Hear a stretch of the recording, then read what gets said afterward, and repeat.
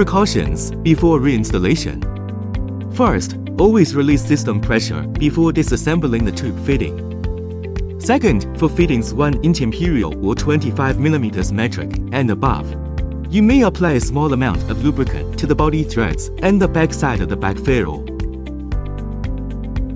To reduce the tightening torque during reinstallation. Third, do not use the gap inspection gauge during reinstallation. First, use a marker to mark the insertion depth, nut, and fitting body to ensure alignment during reinstallation. After marking, disassemble the nut and tube. Reinsert the tube and nut into the fitting body. Hand tighten the nut first. Then use a wrench to tighten it back to the original marked position. Turn the nut slightly past the mark. This completes the reinstallation. FAQ. How much should the nut turn past the original mark during reinstallation?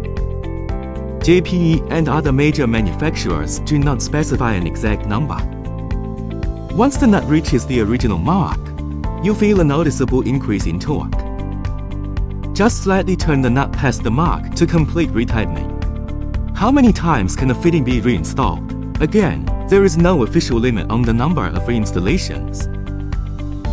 But repeated disassembly and reassembly is generally acceptable. That said, JPE tube fittings have passed the STM F1387 testing, including the reinstallation compatibility test, which confirmed non-leakage under high pressure. Please refer to the test report for full details.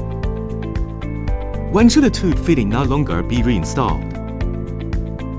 There is no officially stated end-of-life condition for reinstallation in the manuals of JPE or other manufacturers. However, here are some indications for general guidance.